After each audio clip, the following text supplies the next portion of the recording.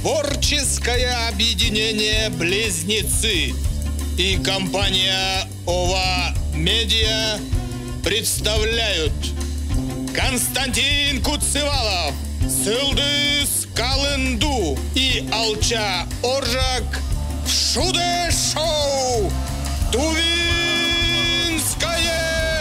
время». Всем привет! Вы смотрите Шуде-шоу «Тувинское время». Меня зовут Константин Куцевалов. Рядом со мной Максим Чадамба. Чуть дальше Сылдыс Калынду. И еще чуть дальше на Камчатке Алча Оржак. Всем привет! Всем привет, друзья! Hello! Да, мы в нашем шоу мы уже будем экспериментировать, и вообще экспром, да, у нас будет. Будем рассказывать истории. Главное, чтобы это было актуально, интересные истории могут быть как из вашей жизни, которые произошли с вами на неделе, может быть вчера, может быть час назад, может быть вам кто-то это рассказал, где-то прочитали, услышали, но чтобы это было, главное, актуально и интересно, ну и, наверное, даже смешно в каких-то моментах. И начнем, наверное, с Максима. Максим наш сегодняшний гость. Да, здравствуйте, я и гость сегодня. Получается так. Ну, как гость. Или наоборот. Какая у тебя история, о чем ты хочешь рассказать? Нет, вот, Макс, вот смотри, что у тебя нового происходит вообще в жизни, что, какие планы на, допустим, на полгода? Мы с друзьями, получается, начинаем снимать сериал, то есть препродакшн уже полностью прошел, но не совсем полностью, первая серия готова.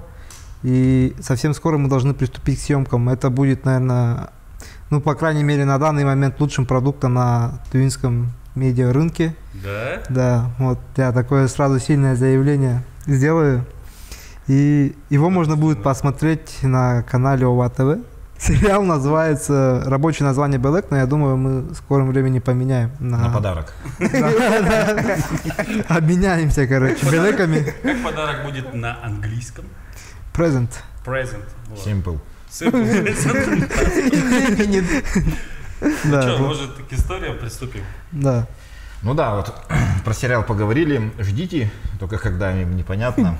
В ближайший месяц. Что тебя на неделе взбудоражило? Может быть, тебе что-то не понравилось или наоборот понравилось? Кто-то тебе что-то рассказал? Может быть, у тебя кто-то родился или кто-то еще не родился? Мне, короче, на неделе был такой интересный случай. Мне звонит друг в 3 ночи. Звонит, а не звонит. Да. Правильно. Да. Как бы образование же есть. Ой-ой. Звонит друг в 3 ночи, а я впервые за долгое время лег спать пораньше. Ну да. В 9 часов. Я такой сплю. За какой период долгое время? Ну, примерно полгода. А у него очень интересная история. Ну, можно же про него рассказать, а не про себя? Ну, конечно, можно. Это же история, которую тебе поведали. Да, Ты да, имеешь да, право ее тоже Да, озвучить. и имена же. Короче, они отдыхали, получается, у друга дома. Играли в PlayStation, просто сидели и кайфовали. Друг уснул, ну, то есть хозяин квартиры. И они вышли в подъезд. Я не знаю, зачем они выходили в подъезд. Давайте 3 причины, почему люди выходят в подъезд. Да. Потому что через подъезд... Не-не-не, квартире стало жарко, они вышли прохладиться, так скажем, в подъезд. Без одежды, там, в одних кальсонах, там, без носков, в футболках. Типа надо, короче, температуру тела понизить, поэтому вышли в подъезд. А потом получается так, что когда они вышли, я не знаю почему, хозяин квартиры подумал, что они ушли домой. И закрылся и лег спать. Куртки, ботинки, все осталось. А он просто не видел. Космодемьямская. Приходит так, 4 куртки, 8 пар ботинок. Они ушли домой. Наверное, они ушли, да. Это нормально. Они отблагодарили меня за гостеприимство. Да. Вот тебе, братан, куртки, вот тебе новая обувь, пользуйся. И уехали домой. Он закрылся, лег спать. А он человек, который спит очень вообще жестко прям. Если он уснет, его не разбудишь никак. То есть ты человек, который не спит, а тот человек, который Как хорошо гусар, спит. Денис. Да, он вообще как глаза закрыл, все до утра не открывает, считай. Потом после этого, получается, они обратно стучатся, а там дверь закрыта, он не открывает, они голенькие, в одних внутренних в одних внутренних штанишках, получается. Внутренние штанишки, то есть это так. Они под кожей носят их. Нет, под штанами внешненькими. А внешненькие штанишки. Типа, есть уже Правда, в обуви. получается. А как? Они же хозяину оставили, вот мы 5 минут назад. Нет, Но они не носки всё оставили, А. ну, обувь они надели, получается. Какой-то странный фетиш. Ну да. Вторая ремарка, не о деле, а на деле. Это тоже правильно. Да. Образование же есть.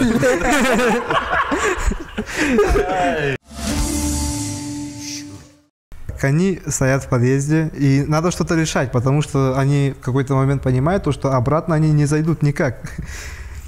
Вот в этот момент они звонят мне и говорят: отправь мне ключи от работы, потому что рядом с домом, ну, примерно в 2 километрах работает. Это, знаешь, это как тувинское время. Когда свадьба начинается? Ну, в 3 или в 8. А где? Ну, рядом тут, ну, в 10 километрах. В схеме. Он мне звонит, говорит: отправь мне ключи по такси, потому что, ну, кто в 3 ночи поедет, ну, и тем более у меня не было возможности ехать. Нежелание. И желание тоже, как бы. Я, ну ладно, давай, тут просыпаюсь, короче. Думаю, заодно выйду на улицу, прохлаждусь, короче.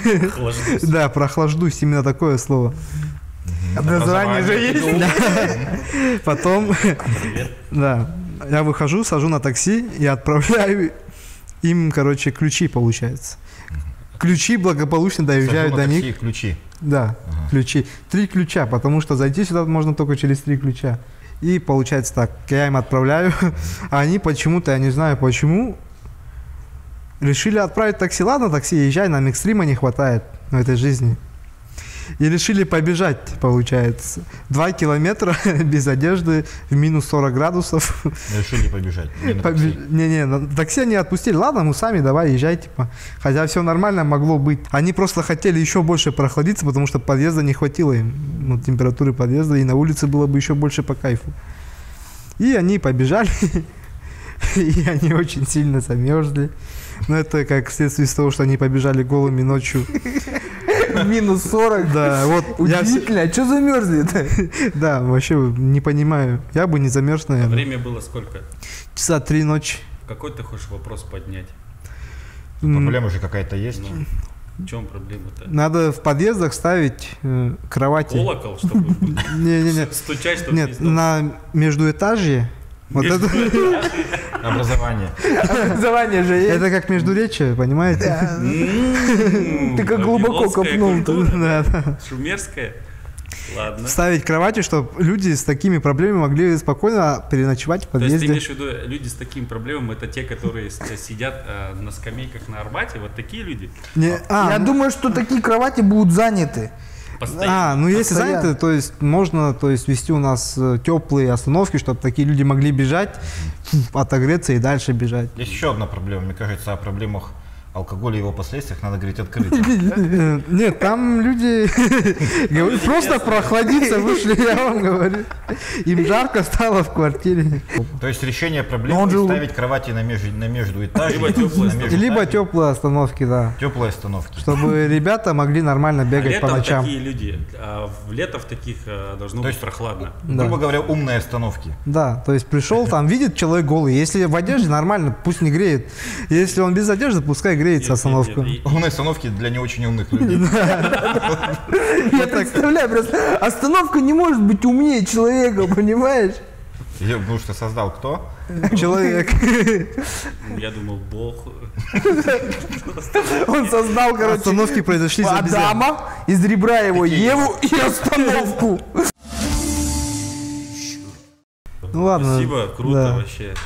Нет, надо какое-то решение, наверное, думаю, к этой проблеме еще. Ну, давайте подумаем. Кровати на межэтаже.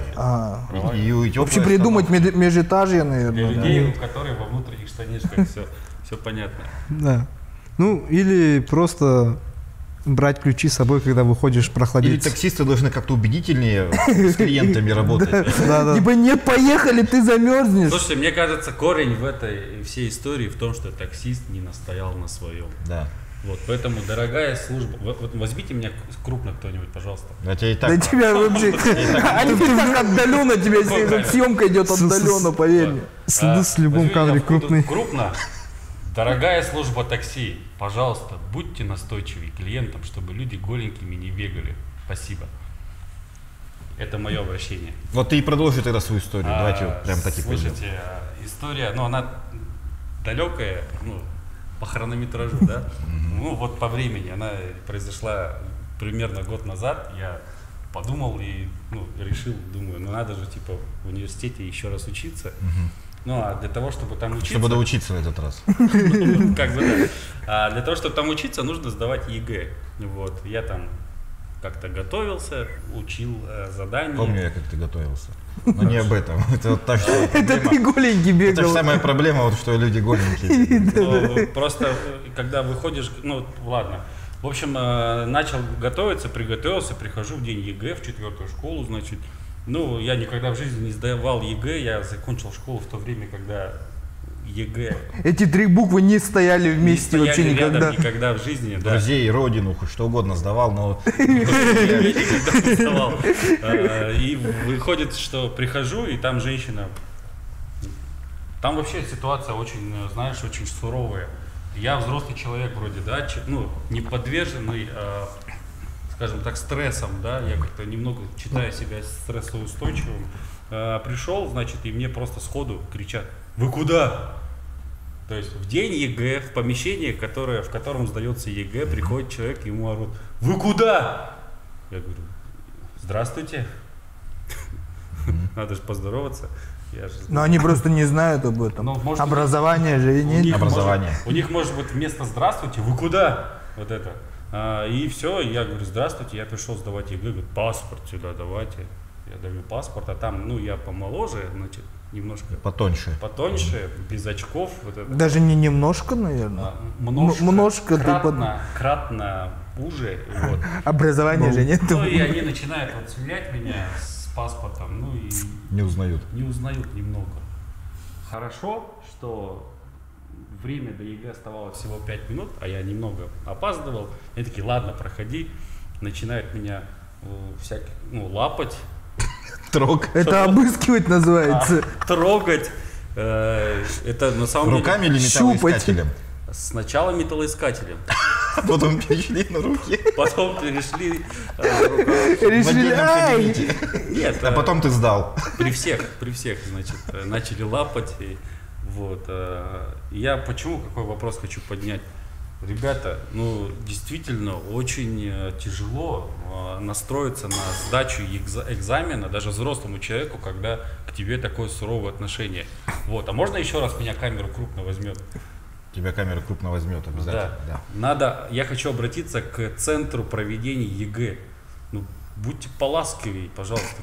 Ты синяки остались, да, от лапания. Просто понежнее ласк это. Будьте понежнее. Ну, там: «Здравствуйте, вы хотите сдать ЕГЭ? Чай с бергамотом. Чай с бергамотом, с бегемотом. Печенечку вот это вот давайте людям». Ну, потому что иначе никто не поступит в высшее учебное заведение. Поступят вот такие люди, как Максим.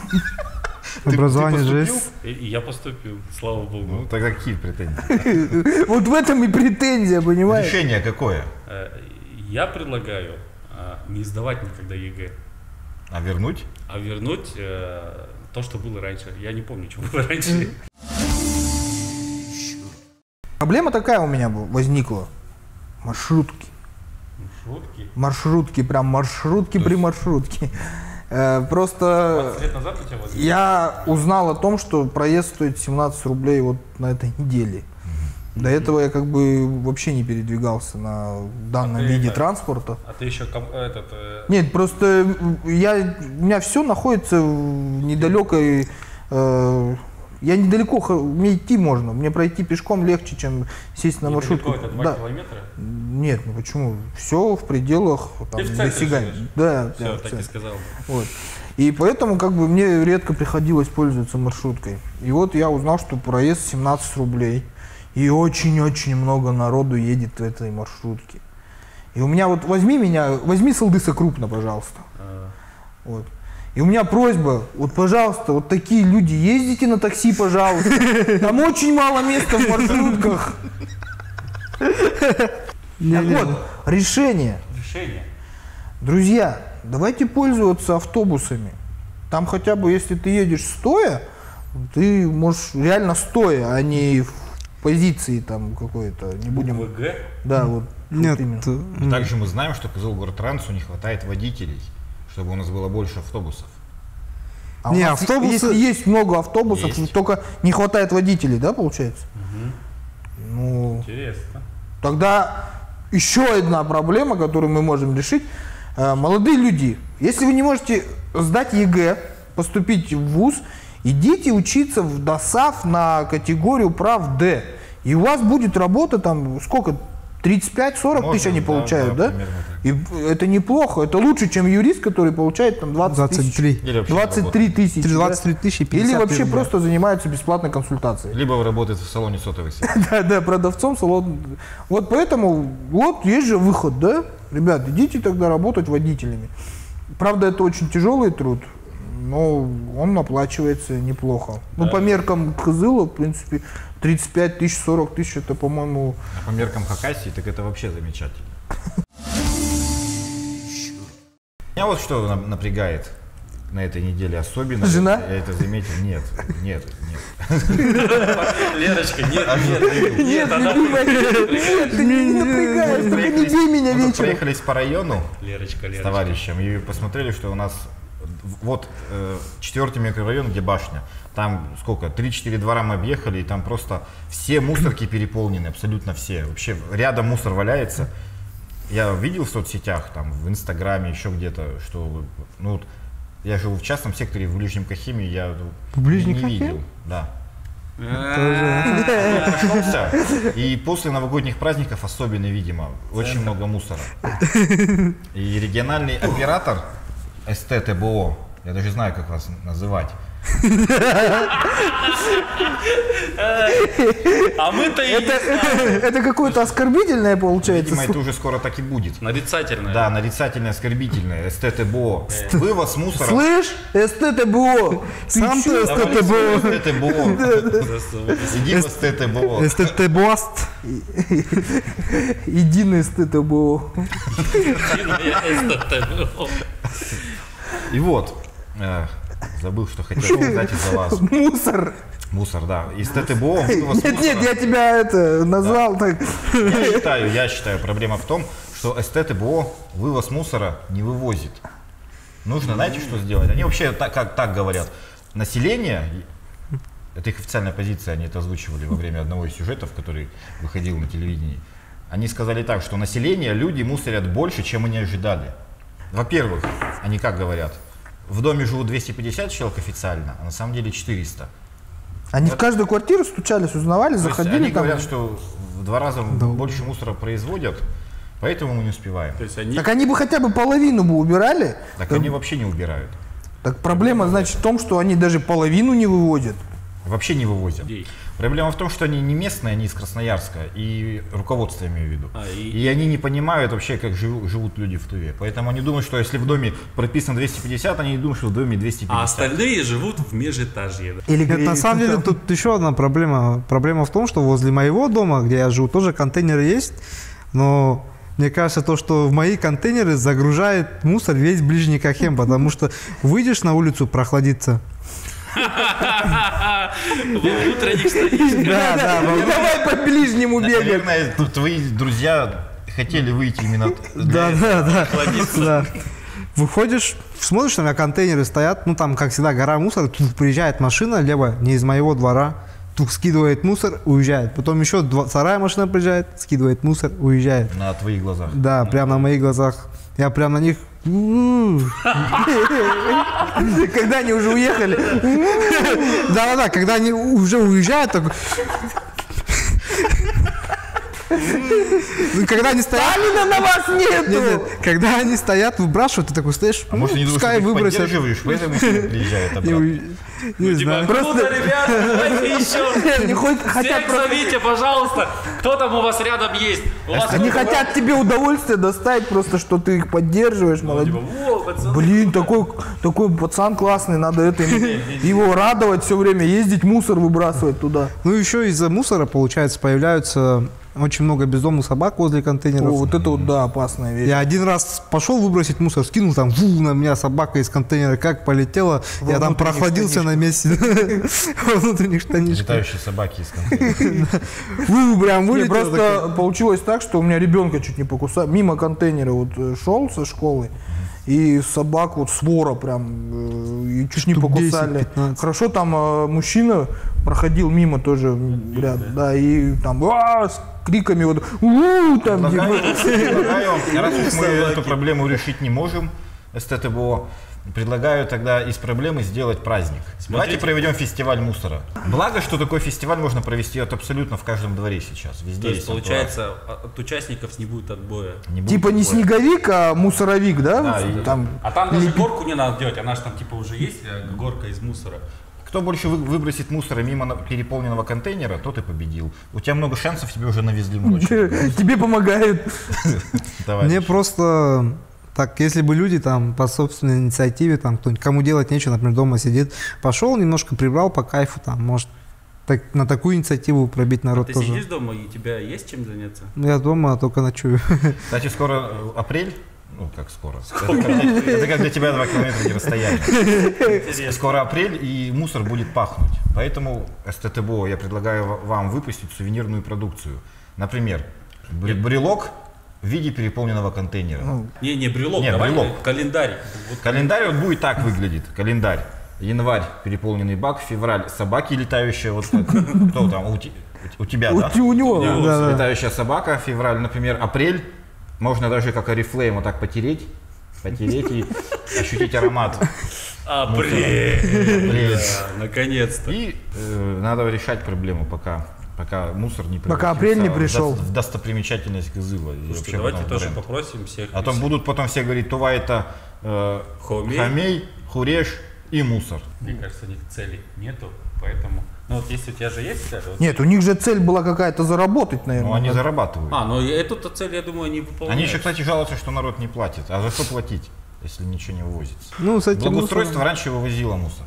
Я помню, у нас, может быть, день-два стоял вот этот контейнер, потом он по графику приезжал, забирал и уезжал. И не было такого. 2 или 3 Благоустройство числа. говорит народу больше, чем мы думаем, и поэтому мусор это не больше, чем мы рассчитываем. Нет, 2-3 числа января обязательно приезжали и вывозили. Гремящие. Да, да какие бы ни были, они все равно приезжали, по крайней мере.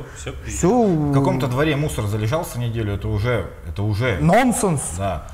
А сейчас в каждом, вообще в каждом. В каждом. Сложнее найти двор без переполненных контейнеров. Красноярске, где руководство СТТБО. В общем, давайте так сделаем. Сейчас возьмем Максима крупно, ты помаши рукой и скажи СТТБО.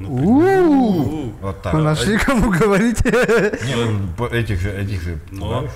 СТТБО, пожалуйста, нормально работайте. Нормально будет. Вот по-братски просим. Еще простой народ, люди, которые живут у нас в городе, просто тоже давайте просто сделаем наш город красивым, доносите свой мусор до урны. Внутрь. Да. Не до, а внутрь. Да. Это на самом деле До урны, да? Да. До урны можно отсюда докинуть. Не докинуть. Ладно. Все. СТТБО уже уберет. А вот не убирает, поэтому давайте нормально тоже будем общаться. Поэтому... Образование же есть. Образование же есть же. То есть вывод какой? Таксисты и мусорщики должны работать лучше, убедительнее.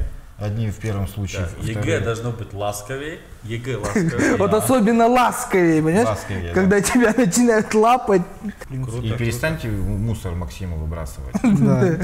Колхозная 58-60, не трогать, пожалуйста. Тебе сейчас все будут ездить. Зачем? Ты сейчас зачем адрес назвал?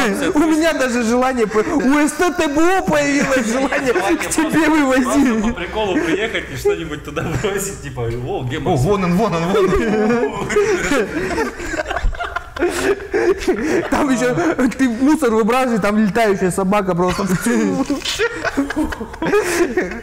Посмотреть на летающую собаку. Приезжают туристы и говорят, а что вы можете интересно показать? Смотрите, есть два... Колхозная 58-60 контейнеров. Варианта. Первый, это, конечно, Алденбулак, но это так. А второе, это колхозная 58. Там, во-первых, мужик крутой. Кулаком машет. Вот. А второй, там летающий собака. Американцы бы уже давно сделали какие-то плакаты, вот эти, как они сидят у себя на хоккее. Вот эти большие пальцы у них здоровые, и плакаты вот были бы вот такие. И вот такое, мне кажется, это, как говорится, в крови вот всей нашей нации. Не вашей, не ваши конкретно, а вот общие. То есть, ну, небольшой минутка расизма.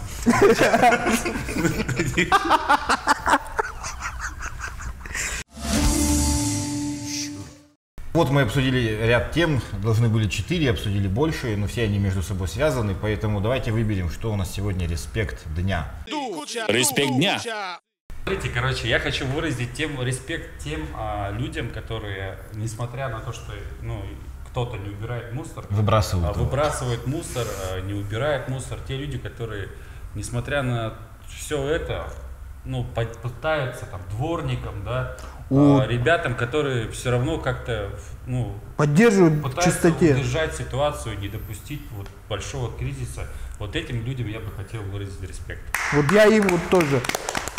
Потому что я видел, вот тоже такая небольшая, у меня во дворе убирается бабулька, и лет, наверное, 60, если не больше. Она бедная, каждое утро в 5 утра метет, подметает, отдалбливает этот лед с асфальта. Она делает все возможное, чтобы мы не погрязли в этой грязи. И вот весь мусор, да, она пытается его как-то скучковать у этих контейнеров, чтобы он не разносился, да, чтобы его не удобнее было увозить. Да. Она пытается это делать, потому что, и вот я хочу ей выразить огромную благодарность от всего, да, вот своего двора, там, от соседей, в частности, потому что мы каждое утро вот на работу, там, кто идет, кто как, они видят, что все-таки работа ведется какая-то, и вот этой женщине я хочу сказать огромное спасибо. Всем рабочим ребятам, да. Вот, тем более год закончился, человек труда. Да, людям труда, вот это, наверное, те люди, действительно люди труда. Макс? Я, скорее всего, присоединюсь к вам, то есть респект ребятам таким. У меня тоже во дворе такой дедуля ходит, то есть респект. Вот не вот так, короче. Вот так, короче. Да, в общем, респект ребятам. Костя. Я хочу сказать респект всем вам, потому что за то, что вы подметили такие глубокие моменты, они просто там мусор не вывозятся и на все плевать. На все СТТБУ. На все СТТБУ. Да мне по СТТБУ. Все-таки мы надеемся, что от мусора Кызыл избавится, особенно к лету, потому что город летом очень красивый. Всем респект. Друзья, спасибо всем вам. Да? Да, увидимся неизвестно когда, в принципе, как и сериал Максим. Так, ставьте лайки, если не будете ставить лайк, то всем вам лайк. Да, пишите. Рекламодатели, пишите комментарии, ставьте лайки. Да, с вами были Алча Оржак, Константин Куцевалов, наш сегодняшний крутой гость Максим Чадамба. Меня зовут Сылдыс Калынду. Респект.